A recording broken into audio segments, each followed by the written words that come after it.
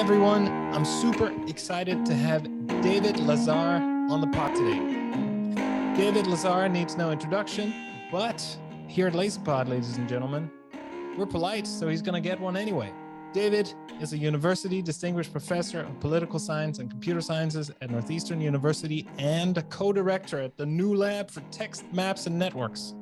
Prior to coming to Northeastern, he was on the faculty of the Harvard Kennedy School, and in 2019, he was elected as a fellow to the National Academy of Public Administration. And he's no slouch when it comes to publications. His research has been published in journals such as Science, Nature, PNAS, the American Political Science Review, Organizational Science, and not to forget, the Administrative Science Quarterly. And he has also, beyond the publications, he's received extensive coverage in the media, including New York Times, NPR, the Washington Post, the Wall Street Journal, and CBS Evening News. Why is all this happening? Well, it's because David is among the leading scholars in the world on misinformation and computational social science, and that he's served in many leadership and editorial positions. As always, in the pod today, we talk about David's path through science with a particular emphasis, because I'm super interested in that, on computational social science and the history of that field. And this is a field that David has been absolutely instrumental in establishing. But we also cover many other topics in what I like to call a wide-ranging conversation. And we end up covering his paper, because this is the Too Lazy to Read the Paper podcast, after all, the paper Product Diffusion Through On-Demand Information-Seeking Behavior. And this is one of David's favorite papers. It's also one of the least cited. And as you will hear, it has a super interesting backstory. But enough jibber jabber. Let's get to the show. 1, 2, 3, 4.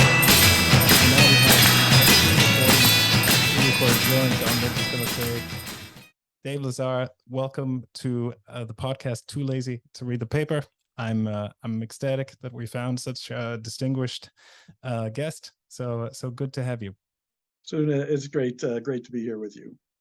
Excellent. And I mean, really, it's just you indulging like an old postdoc to spend an hour on this not extremely popular podcast. But I will say that among the hundreds of people who listen, maybe thousands sometimes, people like it. So it's very narrow and very nerdy, but I get a lot of joy out of recording it and getting to ask you and people like you who I admire personal questions about who they are and about the science. But if you will allow me, I want to, because I met you back in, I still remember, in your office at Harvard. You gave me a sweatshirt, which I still have and cherish, somewhere around 2009. And you were already like super fancy and grown up and everything. So I can't even imagine you as a young person. But once upon a time, you didn't know that you wanted to be a scientist. You're just figuring out things, right? So how did you get started on all this? Well, there's in some sense, maybe I always knew. My parents were academics. My dad was a political scientist, and my mother an economist. And I got dragged around the world for my mother's field work, which involved studying at the time public-private division and education in countries with mountain ranges that she wanted to hike in. Nice. That was the selection criteria. So I actually spent some time in Copenhagen. I think, although no mountain ranges there, but lovely city. No. But there's a way in which this was a sort of a lifestyle and orientation that I learned very early. Of course, my kids said they would never want to go into this kind of area. So, I guess it doesn't always pass from one generation to the next. But there's a way in which this was for better or for worse, the family business as I grew up. So Yeah, it makes sense. It makes a lot of sense. But how long would you stay away? What are these kind of a year or 3 weeks, or what kind of trips are these? When I was a kid, it was, it'd be usually on the order of months. Once it was over a year. I missed eighth grade and I survived. Yeah. Um, but as I was that year, you know, pulled around. I think my mother did work on, and she was on sabbatical, and so she was studying India, Sri Lanka, Israel was where we spent most of the year, and then a scattering of other countries. And then other times we just spend like 3 months in Stockholm or a few months in London or what have you. So they were good chunks of time. It Yeah, was yeah. it was unusual. But it's fascinating to me, who is someone who does not come from an academic family, and like I needed I needed the school in a way, right? Like I and so it must have also been that you were in an environment that was somehow lifting you up and making it possible not to do eighth grade because you were already reading maybe different books then. Yeah, I think, and it just may be, I think it would have been more harmful if it was 11th grade, say. I think that, a lot of stuff isn't that cumulative in middle school. And so that was sort of how it managed to work, although Algebra 2 was a lot tougher without Algebra 1. But other than that, other than math, it turns out that certainly in the US, a lot of these subjects are taught in a sort of non-cumulative kind of way. But like Ben, I learned, different things. Like I say, it wasn't something I was honestly that keen on, say, as a teenager, to be Right. dragged away from friends and home for extended periods of time. But it certainly broadened my horizons. So Sure. But what about then when it comes to deciding what to do? I mean, you have like a pretty incredible pedigree if you look at where you went to undergrad and where you worked and so on. So when did you so I guess part of it is, like when you're a kid, you just kind of do the work and you understand what's expected of you. But when did it start to like fire up some kind of passion in you where you go like, okay, hang on a minute, like this is not just hard work, it's also awesome? Or like what kind of books were you reading to drag you in to get you excited about this? I guess when I was in college, and I was taking classes, there was definitely a lot of the political science classes that really um, got me excited to think that you could look at these topics in a rigorous way that wasn't certainly. I mean, it wasn't really how I was looking at it, even as a kid of academics, as a kid. And it's not something you take classes on, or it wasn't like how social studies is taught and so on. So there's a way in which I was interested in these topics, in politics and economics and stuff when I was, relatively young. But I definitely developed more enthusiasm when I was in college. And then honestly, first year of grad school was transformative for me, because like that's when I really, you know, got to dive deep into literatures and think about like knowledge creation as a thing I could do. And for me, it was really that first year of graduate school that was more transformative than anything. Until then, it was sort of like, it's interesting, something I could try to do, and you'll certainly send me in the right direction.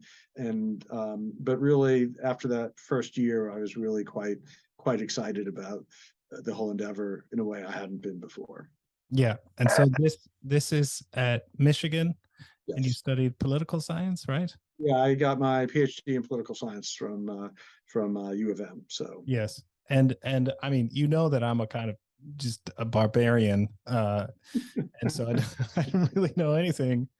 I'm still went just on a side note, I'm still embarrassed about like some of our first conversations, just because of like the sensitivity I have now around political science and the increased level of understanding what I didn't know then, and I could still think and cringe about stuff I've said. But anyway, you were very gracious and I don't have any memories of anything good. that you could have been cringing at. I'm glad. So. I'm excited.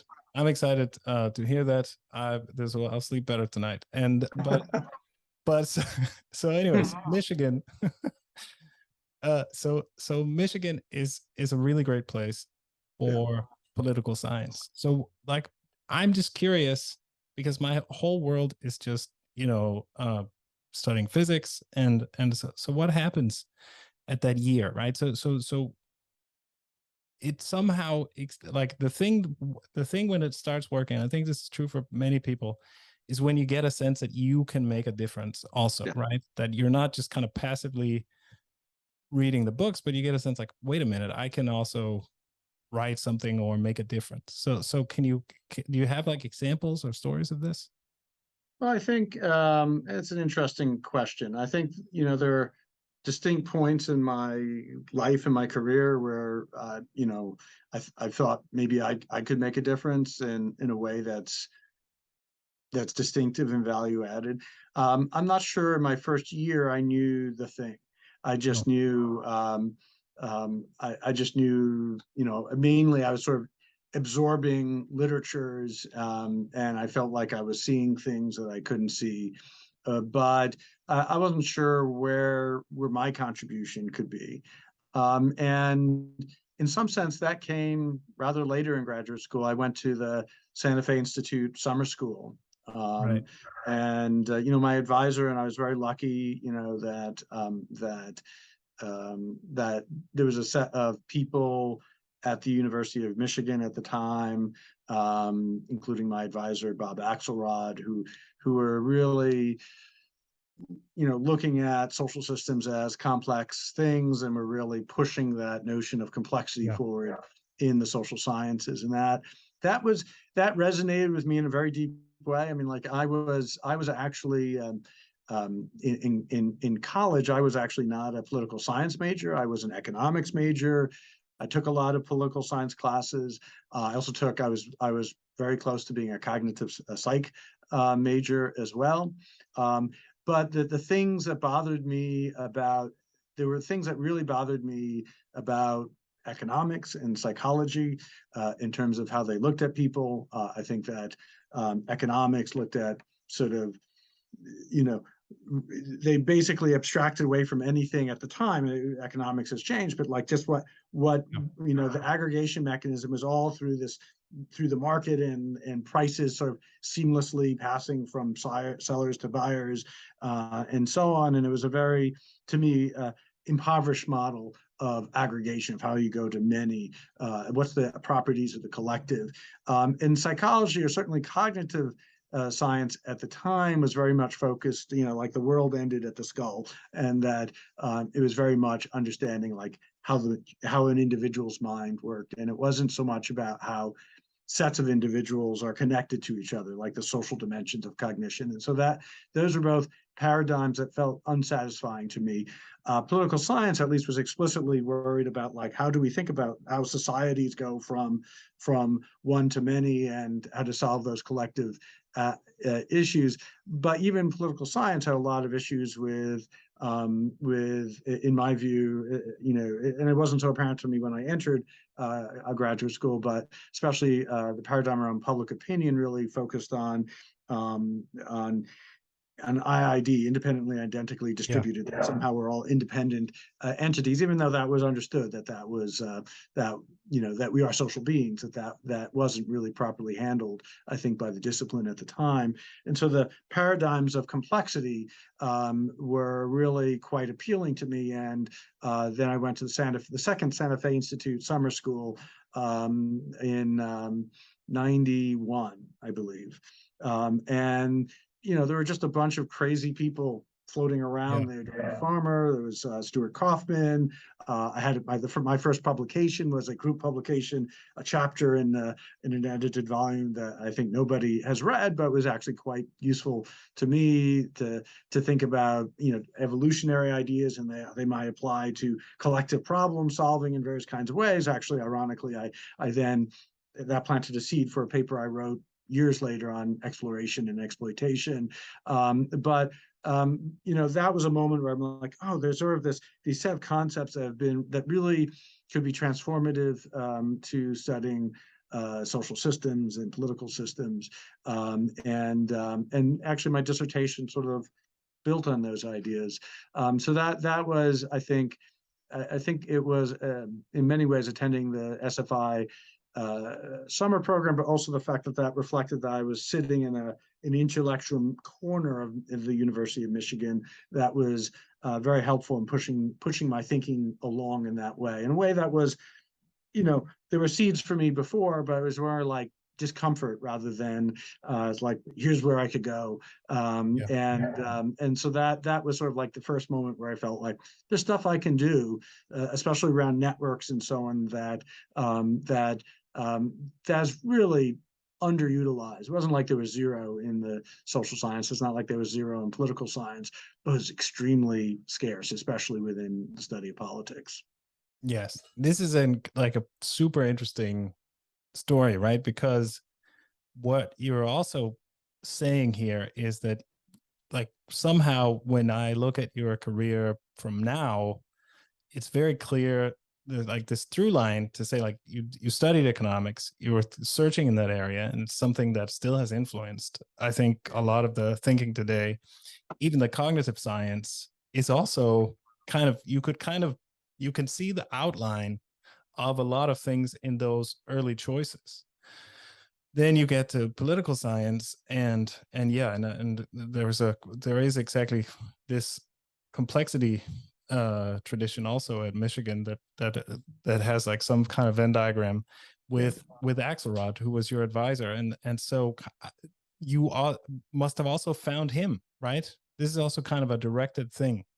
So yes, no, I mean, I found him. Honestly, I hadn't heard of him. This reflects my own ignorance. But before I went to grad school, of course, the availability of information, like being a prospective grad student circa 1988 was a very different thing than it is today, where, of course, it's very easy to study who is there and so on. But I just knew University of Michigan is a great institution, very good at let's say, quantitative methodology and so on. But I didn't know anything more. And then I took, there was a required class on modeling that he taught. I'm like, oh, this is great. And he, after some degree of negotiation, agreed to be my advisor, and that was very helpful. And then also Cohen, there's a group called the Bach Group, Bernstein, Axelrod, Cohen, and Holland, and A was Axelrod, and I never met Bernstein, but Cohen was on my committee,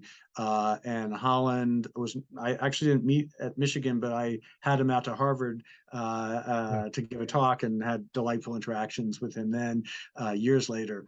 And they were all involved in sort of the complexity stuff, and also Cohen was very involved in the formation of the School of Information at Michigan. So these were really important intellectual figures, and they sort of built. This is one of those things, and it's one of those things I've tried to be sensitive to as a more senior scholar. Is like, how do you create pathways to enable others who want to go that way? And so I think that because, like, if I was just sort of totally isolated, and in certain times I certainly did feel isolated, because, like, even though that it's great to have all of that, it's not like that. It wasn't like a huge niche at Michigan even, right? It wasn't at that time. I think it's certainly gotten much larger because Michigan built on that.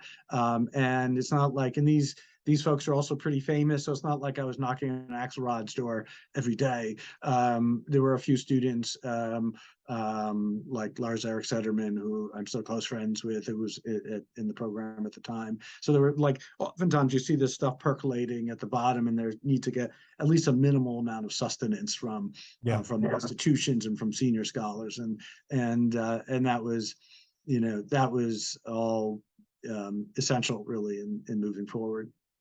Yes, no, it makes a lot of sense, and I you had like a throwaway comment to say that you found Axelrod as an advisor after some negotiation. I think you said so. So is there like a story there, or is it just that you had to be tenacious, or? Well, he agreed. The way things worked at Michigan at the time. I mean, Axelrod was a very storied faculty member at the time, and I think was very very careful at guarding his time. There were a lot of graduate students, and so like my cohort was 35 or so. Yeah. And so like literally there were hundreds of grad students floating around. And so he I think he was picky and guarding his time and so on. So when he agreed, so the way it worked at the time is that you would take these oral exams called prelims. You put your own committees together, and generally, you ask someone to be on your committee and they would agree to be on your committee. And I asked Axelrod to chair my committee, and he's like, well, just so you understand, just because I'm agreeing to chair your major qualifying exam, my major prelim, does not mean I'm agreeing to chair your dissertation. Yeah. And then I did very well on the qualifying exam, on the oral exam, and he was like, yeah, sure, I'll chair your dissertation. So I think I had to go through a certain hurdle to indicate at least a certain minimum level of intellectual competence above just the minimum level of passing. And so yes, at that point he agreed happily, and that was important in setting in motion other things. Yeah, because I have to say, like, one of the questions I have written down is that, and you've kind of already begun answering it, I have to say. So so it's very nice. But I had to say, like, I wrote down that you're kind of an insane first mover in a way, right? Because in that you were way, way, way ahead. And I think that in the kind of growing of complexity, I think a lot of people from the physics community who were very comfortable with complexity and very comfortable with the math of the networks saw the work on networks and began moving. And there are like a few kind of from the other side, like Watts. I thought like Watts was kind of the opposite of you, that he came from the physics side and went over to the sociology in a very serious way. But what is really incredible about you is that you kind of anticipated something that's only just now beginning to really come to fruition, which is like a move from the social science side towards embracing these methods. Yes. And so I just thought that it was kind of incredible. But now that you told the story about the economics and the thing and the summer school, it begins to make sense. But I still want to ask, like, when did you begin to see, hang on a minute, there is something here in these new data sources in the network thinking that can potentially transform the social sciences in a new way? Like, when did that idea begin to grow kind of more seriously? Yeah, that was in later years. So like, I was doing a lot of network stuff. And I think the most network research, probably most, was mostly small scale networks on the social science side, with small scale one-shot networks and so on. All of which I think is important and still has actually its place, and it's actually worked, some of which I'm engaged with still. But it's clear that every time we, like, this is an interaction, right? And there's certain content flowing between us, and it's time encapsulated, and then I'm gonna have a meeting with a couple other people after this, and there's a certain kind of sequence and granularity and things that are happening in the tie and so on. And of course, everyone who studied networks before this would say, yeah, that's all doable. But then we go back to our surveys and say, here's a list of names, and check off which names that you're friends with or something like that. And that even things that are like happening like this are essentially impossible to measure. But it did become, apparent to me, especially as I intersected with people sort of outside of the social sciences, and here, important figures include actually Sandy Pentland and Laszlo Barabashi, who I was interacting with in various ways in the aughts, early aughts, or early mid aughts, really, about like digital trace data. And I was like, oh, this isn't about a paper.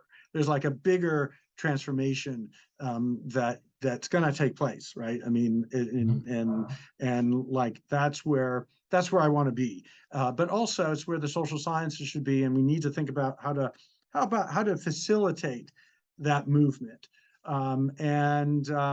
And so, there were a few papers I was working on. Actually, one, the paper with that Jukka-Pekka led that involved mobile phone data and looking at the network of an entire country. Yeah. And I was one of the authors on that. But then another one that involved Nathan Eagle and Sandy Pentland. They appeared a couple of years apart, one in 07 and 09. But in some ways, in working through those papers, I was thinking, boy, it's not just about, let's say, cell phone data, but it's about like all these other things that are being captured incidentally, in some ways quite scary and insidious. But like from a scientific point of view, from a societal point of view, there's a whole set of things that have to be wrestled with. But then there's a whole other intersecting set of things that have to be wrestled with on the research side about both the opportunities to create knowledge as well as the ethics about how to do that. And so that's set in motion a set of conversations about the emergence of a computational social science. We had and then we had a conference at Harvard at the Institute for Quantitative Social Science in 2007. Actually, you can see some of the videos up on Vimeo still. Nice. That had an array of people, and then resulted in the paper in Science 2 years later. The speakers all were co-authors. The point there was to make a sort of a statement about that would be noticed, about this paradigmatic opportunity, and to have an array of people who could help focus attention on this. And so in that sense, it was a way of like trying to flip the levers of the institutions within the academy to say, oh my gosh, this is important. And it's where people are living their lives. It both creates digital traces and creates scientific opportunities, but then there are all these sets of ethical issues and so on. And so trying to set the paradigm, and I think actually that paper is held up well, even in terms of some of the problems that occurred in following years. But it was probably like, 04, 05, 06 that where it's like really clicking that, boy, things are changing, social science are going to be changing, and this is where I want to make my mark. Yeah. But so I want to come back to this kind of landmark paper, but before we get there, then you mentioned Laszlo Barabashi and Sandy Pentland. So how did you even come across those guys? Good question. Well, a few ways, right? So I mentioned my friend Lars Erik Sederman a few minutes ago, who I went to Michigan with. Well, he actually was a colleague of mine at Harvard for a few years, and we put together this colloquium series, the Cambridge Colloquium on Complexity and Social Networks. And I don't know whether any traces of that remain, but we had we had an array of like incredible speakers on a monthly basis for several years. And one of the speakers we had was Laszlo. And so we had Laszlo out talking about his book that had just come out. And we had a lovely dinner and we talked and so on. And then, like, I don't know, a year later or so, he reached out to me and said, we're working on this paper, and we really want a social scientist to help inform the research. Would you be willing to come on board? I'm like, yeah, this sounds really interesting. And so it was in that way, interestingly, I think there were a lot of people that and this is one of the things I've recommended to junior colleagues of mine. It's like, well, if you can play host to a seminar series, it's a way, invite the people who are the interesting people in your field, because it's good. Only good things happen, right? This is, practice what you study, right? Build your networks, but like get to make sure you meet interesting people, and especially interesting people from outside your discipline, because like there are more opportunities within your discipline. But Laszlo is not someone I was ever going to cross paths with otherwise. And so I was like, well, we'll invite him out here, crazy physicist who was working on networks, and I think that it ended up creating a great intellectual opportunity for me and a great paper. So, and with Sandy, it was a little different because I was teaching, geography played a key role there. I was teaching a course on social networks at Harvard at the Kennedy School for a series of years. And I had a number of his students somehow discovered my class. So I had a number of Sandy students, and that led to one thing or another. And we had coffee, and we met, and then we had Nathan Eagle, who's like, well, let me talk to you about this data collection. Should we do a survey, and you want to build the bridge between old school and new school data and so on. That out of that came the 09 PNAS paper. But like it was in part he and I talking, but then of course the role of students as bridging faculty, and the fact that we were in the same city just made it easy for students to take my class, and there weren't a lot of network classes floating around at the time. So I think that was there was serendipity fueled by geographic proximity.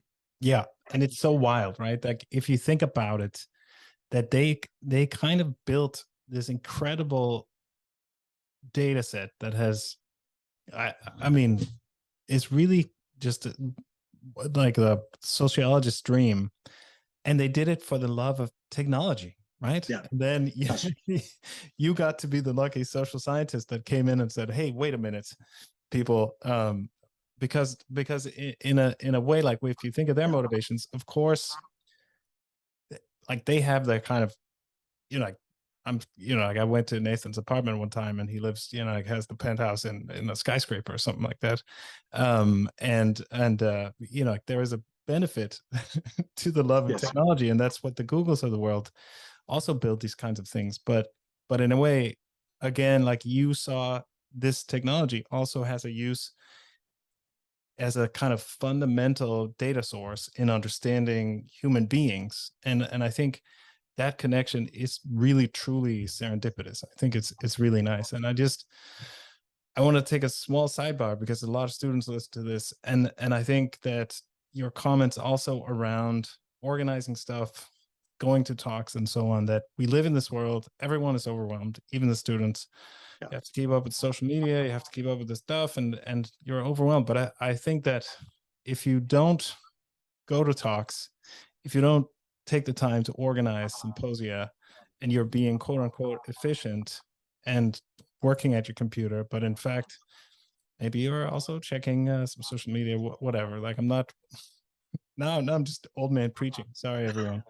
But I'm just saying those interactions are so important and have also proven super important to me over time. And it seems like time wasted, but there is a reason why this is a tradition that happens in academia, right? And I think you bring it out, that very important connections. And I want to say also, of course, if you can have a class that's so cool that all the cool MIT engineering students come over, that's also a trick, but that's definitely harder to pull off than inviting. I had some amazing students in that class over the years, because like it was this mix of like some tech types, and then you'd have the people from the policy world at the Kennedy School, and then you'd have people come over from the business school, and we had sometimes literally it was hard to kick the students out of the classroom. So it just happened to be a great class.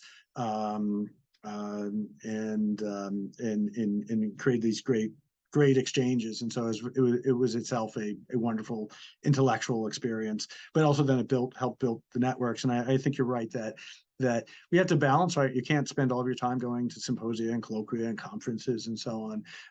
But you definitely have to spend some of your time, and you definitely want to spend some of your time, especially early in your career, forcing yourself outside of your box to broaden your horizons and figure out like what's your novel array of ideas and tools and approaches where you can do something special.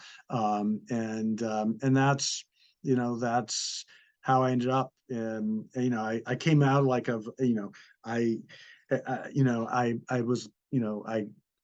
could, I learned how to code actually going back to high school, but then in college was doing, Lisp and interested in AI, but then doing simulation stuff in grad school, but then interested in stuff that's, well beyond my abilities. After that, but like then having enough knowledge to intersect and connect with people who have I was putting a lot on the table, thinking about social systems and things like also methods from the social sciences, but then fusing that together with some of the new opportunities that could be that could be harnessed, whether it's looking at social media or phones or other things. That it's really a new fusion in a way. But like it's represented by connecting with people who can do stuff and think about things in ways that you cannot. Yes. No, I think it's very true. And I think it's like a kind of the thing I had is it's like a kind of high risk, high reward use of your time, right? That you will go to 9 talks that are just boring, but then number 10 might change your life or change the direction of your research at least or something. And that's how you can only this is the best way of finding it. But anyway, I need to. We're spending time. It's super fun, but I want to move on. So in 2009, I think at Science, you wrote this, or you led this landmark paper where you basically say there is an incredible opportunity here, and I agree that this paper has held up super well. And so I had like a joke question, which you kind of spoiled, which I was gonna ask like, how did you get this list of authors together? Because I wrote it down here and it's just incredible. It says, Dave Lazer, Alex Pendlin, Lada Adamic, Sinan Aral, Laszlo Barbashi, Devin Brewer, Nicholas Christakis, Nashir Contract, and the list just goes on. James Fowler is next. Like I could just name like huge names. And it reminded me of like the intro to Austin Powers 3 when it's like like the joke is like Tom Cruise comes in and then Gwyneth Paltrow and then like they and I'm like, how do you get that many famous people in for something like this? And you kind of answered, but let me still pose it as a question because it's pretty good author list there. Yeah, well, I think I was fortunate to be at Harvard at the time. I was fortunate that IQSS was willing to support a conference, and the notion of having going to a conference at Harvard on a cutting edge thing with a lot of other interesting people is actually a pretty attractive proposition to even prominent faculty. And of course, these were all people who are thinking very creatively about opportunities, intellectual opportunities. So these were all people very sympathetic to the possibilities. And so we had this conference, and then I think there were a lot of good ideas flowing out of it, and then I reached out to Science. I was like, is a statement like this potentially of interest? And the answer is yes, but then there was it was obviously a little bit more complicated than that. Yep. And the people who spoke were definitely game to have a statement like this in Science, unsurprisingly. But like step one was having this conference for them all to interact. It was a very exciting moment at that conference because I think everyone thought it was fantastic, that there was something special going on here. And so I think it was that element of, of somehow having a party that nobody wanted to miss. And I think that it was an exciting event, and I think everyone saw the possibilities there. So there was that synthesis that emerged in the moment in a way. Yeah, it was. I mean, I was kind of, I was around also for that time, and I would just remember going to see talks, and like another author is Deb Roy, and I remember going to see how he had back then like put I don't know how many cameras and microphones in his Yes. house, and then documented, like the birth of his first child, and then mapped out like how they learned to speak, and just being like, what, how, and it was just, Yeah, yeah. No, it's just it was mind blowing, right? Like the yeah, idea of being able to capture almost the majority of the utterances of his child for the first few years of I think his life was just and being able to track. Well, here's how he said ball. Like I remember the yeah, presentation, and you could see the advance of ball, ball. But like that was like over months of time of this progress. Like whoa. And of course, the notion that like we're just at the cusp of this, because like what's going to be possible to do in a decade from now, and the answer is a lot more than we can at circa 2007, say. And so that's I think that was certainly eye opening, and like just one of many examples. So yeah, exactly. No, it was just, it popped out because that was one of the talks that I went to at that time, but there was so much stuff going on. But then, as you also mentioned, you said this has held up pretty well, and I completely agree that it's held up pretty well. And I think part of it is because you wrote it, and you come from a kind of, let's say, social science tradition where a little bit more conservative with the claims, and a little bit kind of understanding of the difficulty of building, let's say, a quantitative understanding of human behavior. And I think that um, like a while ago, someone asked me to come to a summer school in a very nice place and talk about computational social science or social data science or something with that title.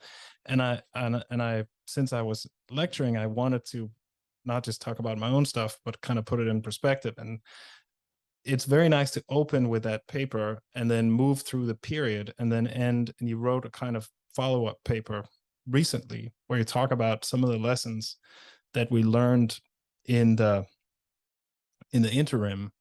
And I think that that movement is also really powerful and interesting to see, right? no, absolutely. And I do think that I mean, it's a process in part because it is a multidisciplinary effort, and with people with very different sensibilities in terms of like what does even the word friend mean, right? Yeah.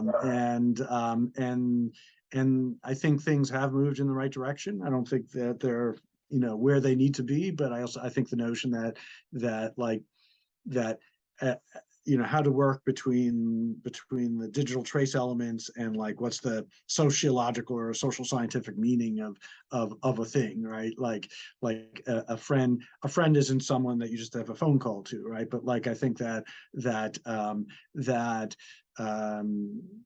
working between these things is something that has made some real progress. We also had a group of us had a paper in Nature last year about meaningful measures, Yeah, and that's the one I this was is thinking about as the recent. That's the one I kind of ended on, yes, because I think it's so nice that yeah, they almost bookend kind of an important evolution. And I guess my point on this, I mean, I realized I didn't ask you a question before, but just kind of yeah. ended a statement. So but I hope that you could you could join in. But my take on it is a little bit that you were also, because so there was a lot of promise back then, rightfully so, but there was also a kind of, we have all this new data, maybe it's going to solve all our problems. And what we found is that no, actually, a lot of the problems remain. Yeah. Some are solved, but new ones come about. And there has been this kind of process of learning that, to say, well, we can't just take a network and say, now this is the entire universe like we used to do in the old days. I mean, we Yeah. kind of still do to some degree, but but we have to say, well, actually, this is a bit of a bigger network, right? And some of the work that I did was to say, what if we got like way better data and we got all the layers of the network or whatever? And so there's just been this kind of development where we basically realize that we're running into a lot of the problems that the social sciences have been running into for hundreds of years. And a lot of doing good computational social science is just kind of being aware of all of these issues. And I think that that also gave you a kind of first mover advantage even on that front, because you were one of the only people that came from the kind of core social science into That's this. right. Whereas, barbarian physicists such as myself, and I'm only speaking for me here, but I I was maybe more optimistic, and then have gradually learned this, right? And I think that we're in a great place now where the standards are just growing year by year in terms of open data, in terms of understanding biases, like all these things. It's really, you can't just get away with what you could get away with, and it's it's really exciting and good thing. Yeah, I think our standards have improved. I think standards in science just generally have improved. Although sometimes it feels like we're learning we know less each year than we thought we did. But like that, it's better to know that than to not. And so I think, but I do think that part of what we were emphasizing in that original paper is, one of the things that good computational social science has to be is good social science. Yes. And I think that hasn't always been, the case. And so I think, and it also has to be good on the computational side, of course. But I think that there have at times been a lot more work going on the computational side than thinking about what would be good social science. And so I think we have moved a lot towards a much better synthesis in the 15 years since we had that conference, right? I mean, I was looking at my remarks like a few months ago,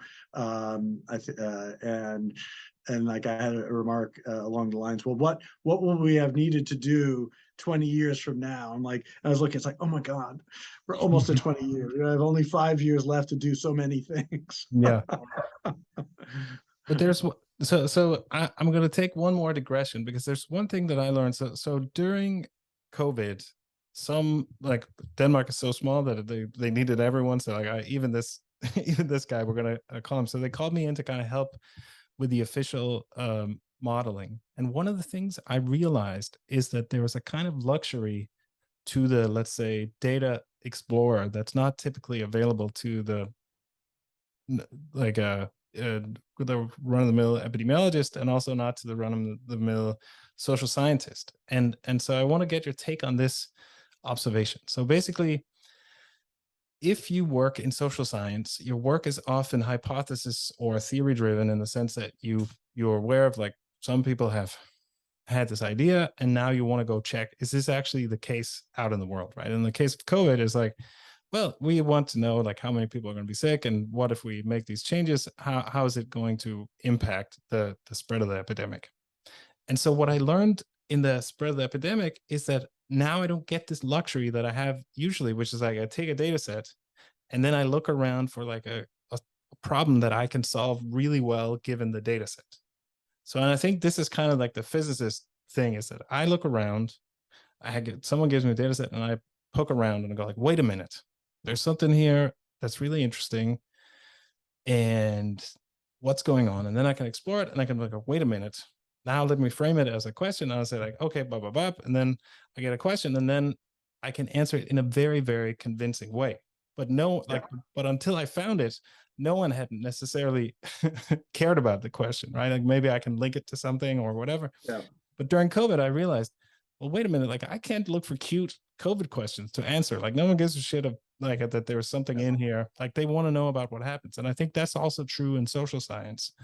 And so there is this kind of, in physics, this idea of exploring the world, or exploring the data, that you can now move over to, let's say, like the world of data, that you can actually, instead of going in and saying like, I'm interested in this, I can actually look in the data and look for effects and then begin to dig into those. Do you know what I mean? And I think that is a way in which computational social science doesn't have to be good social science, because it's actually doing something that's quite different, but still interesting.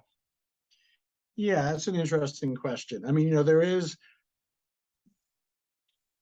an interesting question, what good social science is, period, right? I mean, like, sure, yeah. I mean, I was like, I don't even need to get into that. I'm just interested in these two modes of working, not so much about it was just like a cute connection. It's not, but well, I mean, there's a question of like when we begin with hammers and when we begin with nails, in a way, like when we begin with like, we have some great tools, and there must be something that we can do stuff with it, whether tools being data or analytic possibilities, versus like we begin with certain questions and then we structure whatever we can around the question.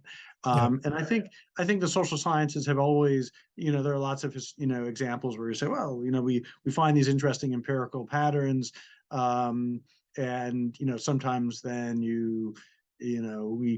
social science papers, indeed most science papers are written around like, well, we begin with the premise and a set of questions, and well, the data are perfectly structured around this, and so on. Of course, we know a lot of the times that you end up with exploring the data, having certain findings, and then retrofitting the questions. And sometimes that's great, and sometimes it's not great because you're sort of doing things like p-hacking or whatever, and making it look like you had these strong priors, and that makes the results a lot more convincing. And instead, it's really just like, well, we ran 2,000 ways of doing this, and we found one that was interesting, that is like not at all robust. But I think that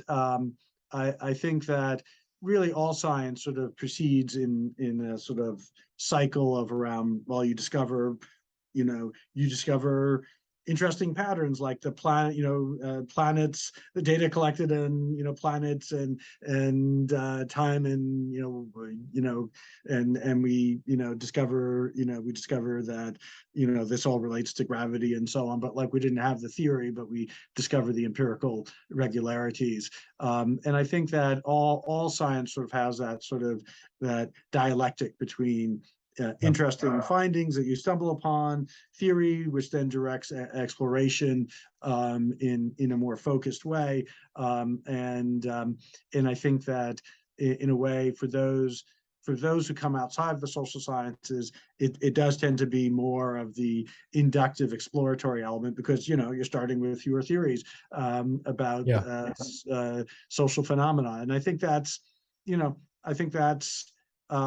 productive and constructive most of the time. And every once in a while, it's sort of like I discovered a sort of this weird oscillation of people getting together, and it's a 24-hour cycle, and I've discovered the week and so on. And so like that there is a potential naivete sometimes, and other times it's quite extraordinary. But like I think that's part of where we've moved as a community, is like is still doing both, but like at least having some synthesis involving sort of the inductive, more computational side, as well as the more sort of theory-driven, prior social science theory-driven approach. And I think that's in some ways where we've moved as a community, and I think that's a good thing. Yeah, no, absolutely. I think this is a kind of a very good answer, and I mean, I guess like my only minor like comment to this is that like sometimes the social sciences, for example, economics or political science, have a kind of service function to, let's say, a government or something like this, that you're doing input. And then again, like you're locked in with having to answer the question that someone wants answered, given whatever's around, rather than looking for the, like the interesting thing, right? And I guess maybe it's just that I saw this more or something. Yeah, I mean, the good news there is, governments very rarely come knocking on the door of most social scientists. Yes. Economists, sure, but other social scientists, not so much. That said, disciplines are very conservative, and the old joke about how many professors does it take to change a light bulb, and the answer is change. That I didn't know this one. Yeah. It's a good one. And academia is sort of like, we have established ways of doing things, certain ranges of questions and so on. And so I do think that it's been a journey to get some of these approaches and methods and data accepted within the social sciences. And then I'm sure on the, let's say, physics side, I certainly get the sense of sometimes grumbling, like, is this kind of stuff really physics or not? And I'm sure that, in the Nobel committees, they're like, well, should we really give a Nobel in network science or whatever? Because, should we consider that physics or not? And so, you know, institutions tend to crystallize and preserve the status quo in certain kinds of ways. And I think that's, you know, that's certainly been a challenge for computational social science. And, you know, in another world, there would be fewer obstacles. But, you know, there are obstacles, but I also think that, you know, fortunately, you know, things change, fields do evolve. Yeah. I look at junior scholars in the social sciences, and it's just amazing to me. And when you go to like IC2S2, where we did the politics and computational social science conference, or like the political network conference that I started some years ago. And like the last time we had it in person, which was a few years ago, but I think there were just two of us at the conference out of like 150 people who were older than 50. Yeah. I wish there were a few more. I mean, like, I'd rather not feel quite so old. Like, I don't think I'm that old, but like, you know, then I go to a conference like that, I'm like, I'm ancient. But like, you know, I think that's, you know, I think that's where change occurs typically, is like, but, you know, I'm part of the question for senior people is like, please, let's not squelch the enthusiasm and the intellectual energy here at the junior level. But like, you know, it's really like this inverse pyramid. Well, no, it's not inverse. It's a sort of pyramidal structure of seniority, and I think that indicates that, you know, it's the future. You know, because I think that people entering just see, whoa, that's where I can make my mark. Just like, let's say, 15, 17 years ago when I was looking at this stuff, I'm like, whoa, that's where I can make my mark. This is what Yeah. you know, there's something really novel here. And it's like, you know what? We're still very early in the process. Yeah, absolutely. Uh, like I said, I was around for kind of the excitement, but I also, at the same time, I remember going to the Rutgers StatMech conference, which is kind of like a very storied, famous physics conference that I had heard about, you know, like during my education. It was exactly, there's a lot of chalk dust and a lot of, you know, like there, it really was the inverse pyramid, right? That a lot of the people that were there were legends, but they were kind of, they were not supported by kind of corresponding young people, right? And so that's, I mean, yeah, that's that's how the change slowly but surely happens, right? But David, this podcast is called Too Lazy to Read the Paper. I'm so sorry. So we've spoken already for a long time, but maybe can we just do it super quick, just so Sure. just to stay within the format. I think this conversation is what people want to hear. At least it's what I wanted to ask. And thanks for answering those. But you wrote a paper which you described, and it said that it's one of your favorite papers. It's in the Journal of the Royal Society Interface, and it's called Product Diffusion Through On-Demand Information-Seeking Behavior. And I can see from some of the collaborators that it's some really interesting experiments. So maybe, do you want to just quickly set it up? Sure. So this was a marketing experiment that we did years ago with a company, Telenor, that to see how things spread, right? Like, obviously, telecoms have a certain kind of network data. They know who communicates with whom, and they have new products sometimes. And we talked to them and said, well, there's an opportunity here to understand how things spread. If you just sprinkle these codes and watch how they spread. And so the setup of this, and there's more to it than this actually, but we were trying to understand, thinking about the role of redundancy in spreading, so complex contagion and so on. So we had an experiment in there that we're actually still trying to get a paper. Well, and I think we have a actually very nice draft paper out of this, but like we discovered some problems first, and this first paper is on the problems. So we circulated basically 70,000 of these unique codes, which entitled people to a certain amount of free data for their smartphones.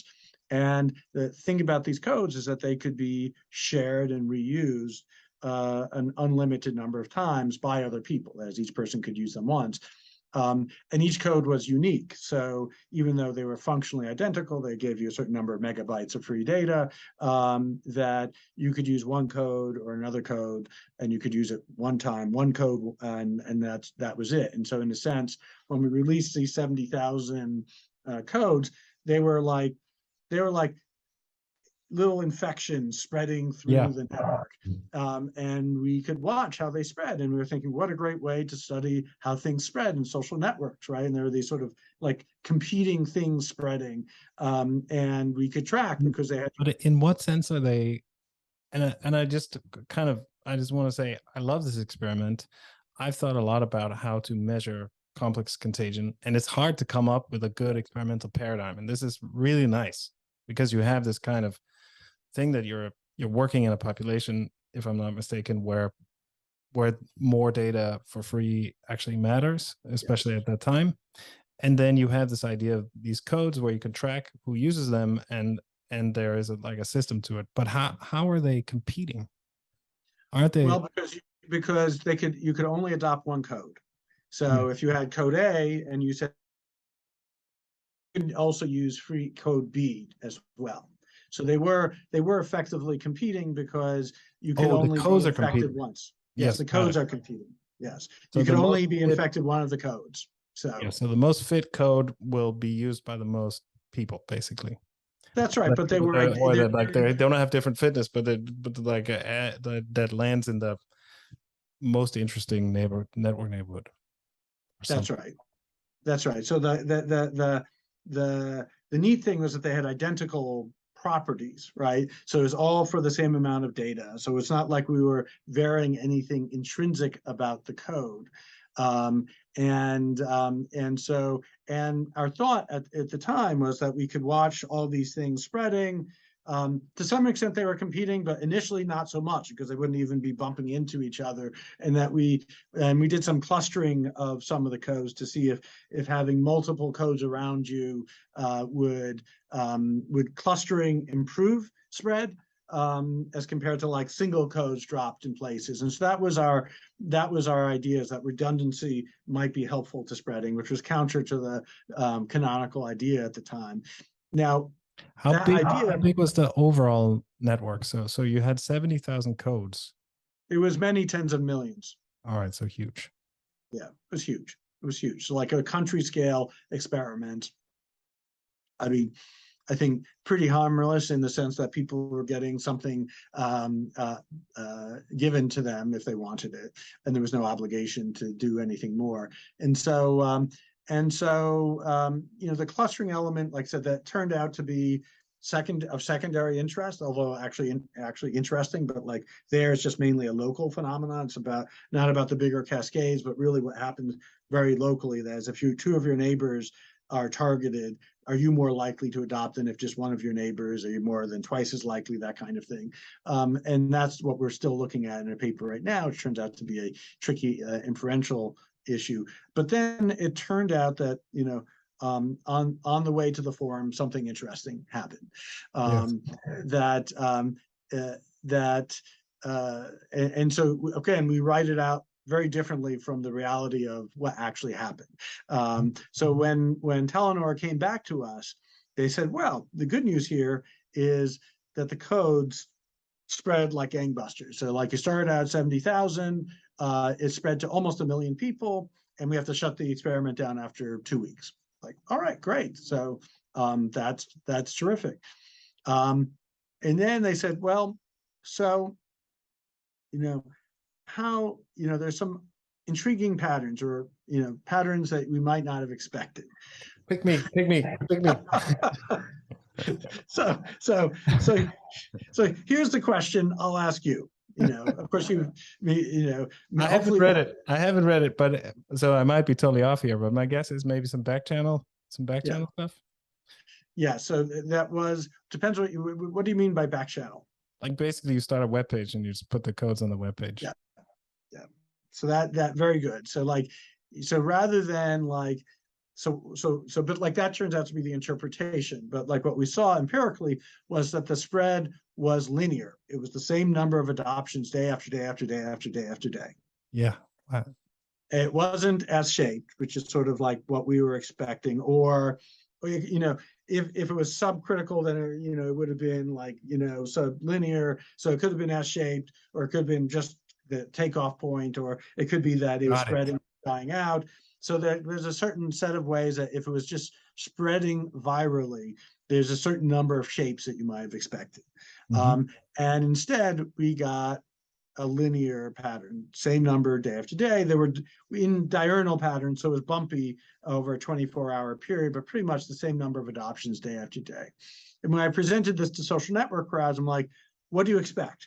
Do you expect, an S shape, or do you expect this curve, or do you expect a linear curve? And like, nobody ever raises their hand for linear, right? No. Like I would for sure say S if I hadn't like you had alerted me to something weird was going on. That's right.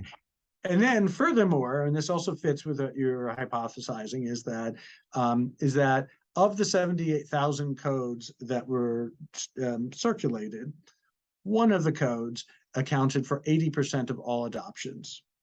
And another 3 or so accounted for like another 14%, and then nothing else had more than a few hundred. But what I love about this is that so it kind of wrecked your initial experiment, or it complicated your initial experiment.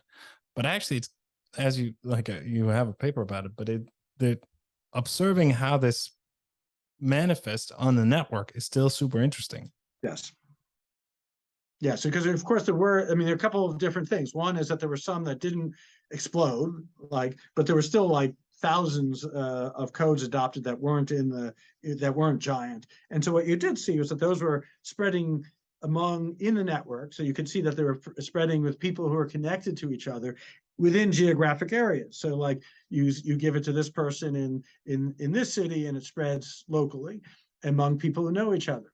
Yeah. But then for the giant ones, it turns out that except for like the first few minutes, it went from a phase transition. It's like, oh, it's spreading locally, and then bam, it's spreading everywhere in the country. Yes. And what happened, and this all happened within the first 30 or 40 minutes of the codes being disseminated. So literally what happened was that, and we looked for all the big ones that they were posted somewhere online. So turned out that there are, just like in the US, I don't know elsewhere, some countries this is normal. In other countries, when I talk to some Europeans, they're like, whoa, discount codes? What are those? I don't know, in Denmark, if you search, the first thing you do is in the US, you search for a discount code for X to see if you can find a discount code. And there turn out to be these websites that service this. But like, I think culturally, some places that happens, some place it doesn't. In this particular country, it happened. But then the other element to it is like, why is it linear? Like, just because it pops up on a website, like, why would it be linear? And we realized that this is almost surely because of search, that people are searching for discount codes, and that there's that background nature of like searching for stuff that pulls people to those websites. Indeed, that's part of the reason why these websites exist, is that they get a lot of traffic because of Google. And what this tells us is that Google, for example, and other search functionality, and this should, in some ways, this is both shocking and not, fundamentally changes how things spread. So like the person who gets that code suddenly can spread it to anyone in the world. And it's not because it's not because they're famous or they're have this capacity to broadcast it. It's because Google enables people to find those needles in the haystack. And if it's a great needle, people are going to find it, where you put it. And so as a result, you also have these websites that make it very easy to post. And of course, once you have a Google, it also means that there's a Google ranking, and that even if multiple codes are posted, that some are going to be number 1 on the list and some are going to be number 2, and that's much better to be number 1. And so what we find is really a diffusion process that is driven by people actively searching for information, and then by a technology that rapidly, very quickly, within minutes, indexes that information to make it easy to find. Yes. All right. So I definitely did not think discount codes. And I exactly, when I said this is a brilliant study design, I also didn't think about this issue. And part of it is because I exactly thought I had not thought about this, like discount code websites. And I was like, how are you going to kind of like put it in the support pages of the telco? Or do you know, like, how are you exactly going to find this discount code? And so I guess my question is what the like how so so how did people become aware even to search for this? That's like the part I don't get. Well, this is where sort of things like cultural norms matter. If you're in a place where the norm is not to search for this stuff, then then no one would think of posting it, no one would think of searching for it, and it wouldn't spread. But this apparently was a setting where like crowdsourcing and posting things, because these websites are places where which crowdsource this, and so people can post codes, discount codes, and then other people either go to the websites or they search and then end up at the websites. And again, this is very common in the US. It is not so common else in certain other countries. And so again, it's not just that what's technologically possible, but it's what culturally has emerged in the array of expectations for people to do, which was both posting and then searching for this content. But yeah, sure, but I mean, like, so let's say I'm buying a pair of shoes. I see Yeah. that there's a discount code at the store, and then I go and say, "Hey, discount code for like the local sporting goods, whatever." And then I search and I find it, but I need first to kind of realize that I need the shoes. And so what I'm saying is, how did Oh people yes, even yes, know that there yes. was a promotion to search for? So Got it. I'm worrying, like I'm thinking, like, are the people that you initially seeded, did they then go search for it, or is it happening elsewhere in the neighborhood, or like what's the diffusion process of knowing about the promotion to begin with? Do you know what I mean? Yes, I think that there's just a hope, right? That that if it happens often enough that you search for, you're like, I'm about to buy X, right? This was a lot of this was people who were like, well, I need some data. Let me see if I can get it for free, or if Yeah. there's a discount for it. And if there's a reasonable, if you do that often enough, like oftentimes when I buy something online, I often search for discount codes because I think, well, there may be especially, I mean, it's sometimes when you buy something, it says even there's a little box, discount code, which gives a hint. Oh, maybe there's discount codes. Not, I don't know. Well, probably in this case, probably in some ways that you probably this was a thing that that the company had done before, because there must have been a place to type in the alphanumeric sequence where they asked for, do you have a discount code? What is it? Of course, that spurs search for a discount code.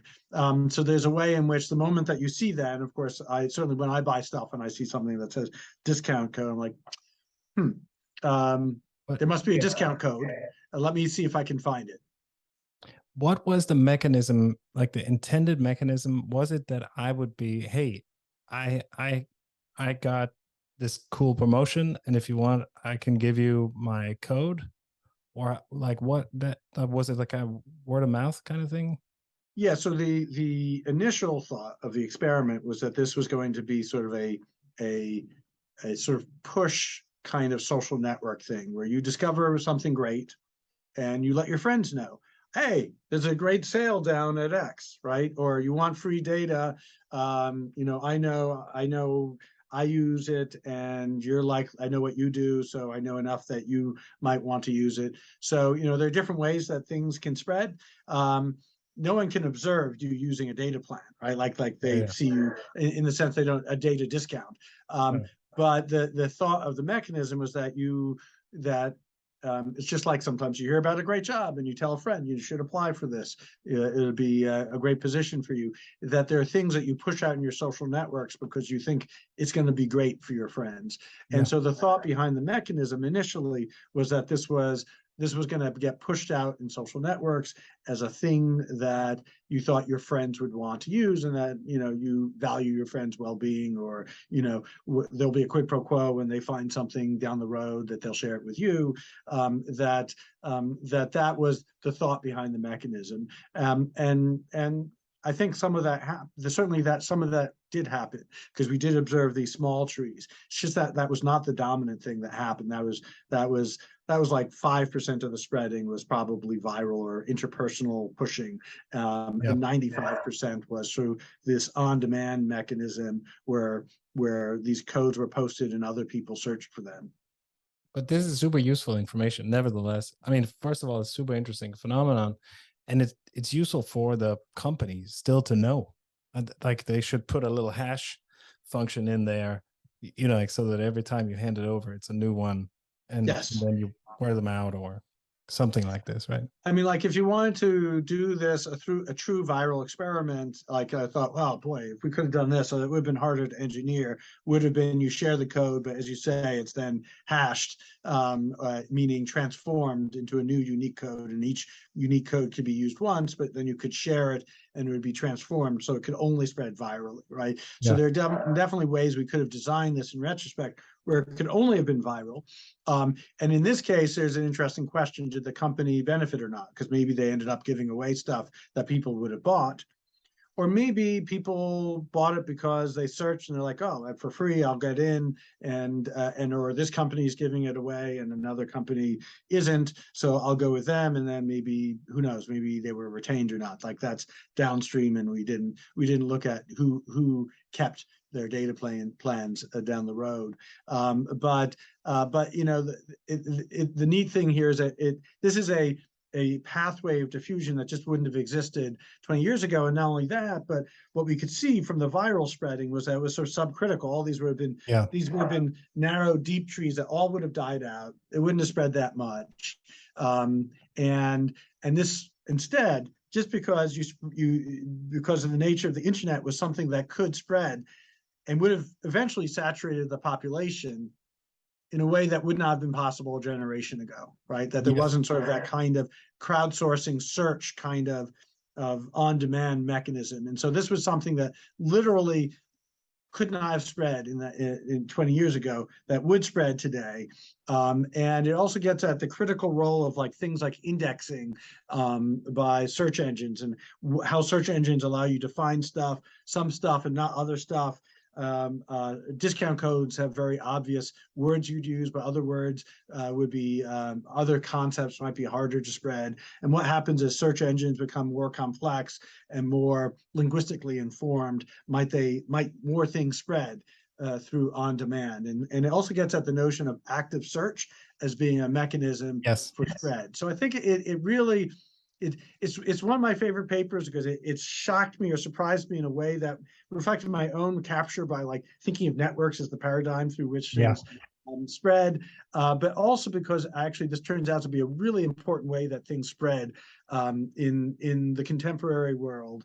And ironically, despite all the fact that I think it's like a huge deal, transformational, etc., nobody's noticed the paper. It's been cited, I think, 5 times. Barely been noticed, but you know, sometimes there are papers that in part we're saying, you know, it's not really about the network, and you know, that's somehow counter programming that hasn't resonated. But I actually think it's pretty important. No, absolutely. And I think it is exactly maybe not taking off because it's subverting people's expectations, right? It's like you're going and you're saying, okay, give me the skinny on the complex contagion or whatever. And they go, well, actually, we discovered a new thing. And you're like, no, I don't want to hear the new thing. Like, do you know what I mean? So it's interesting. It's both, you know, you could have 2 reactions. One is, well, it's sort of obvious, Google exists and people find stuff through Google. I'm like, no, things are spreading, they're diffusing through this distinct mechanism that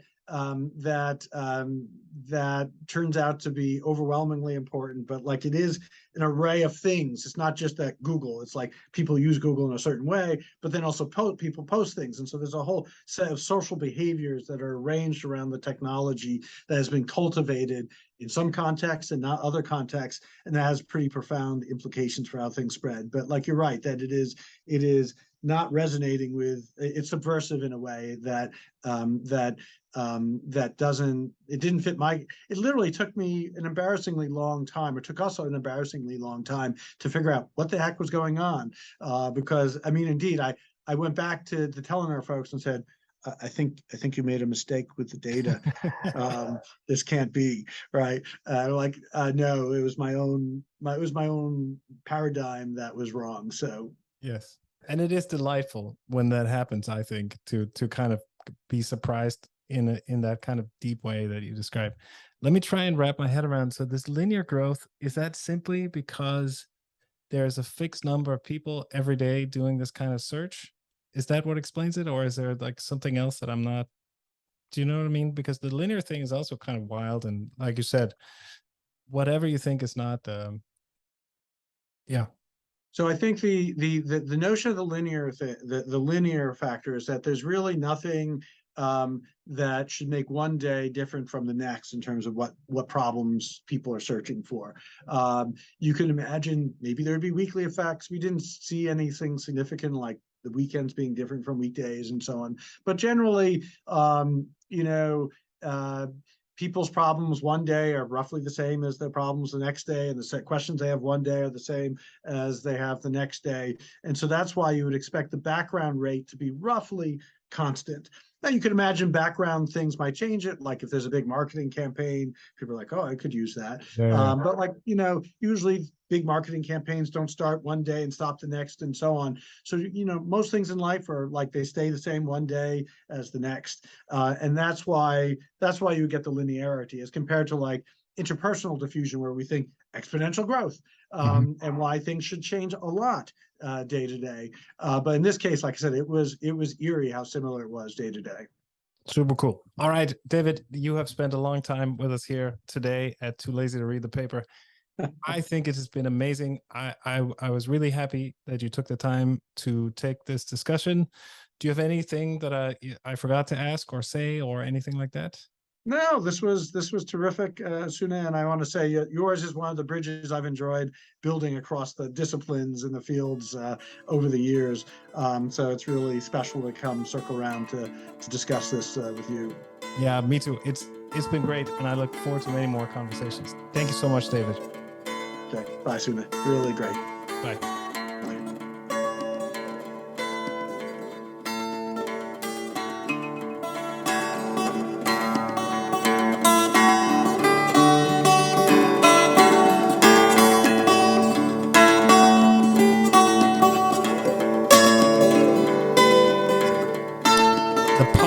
Was recorded, produced, and edited by me.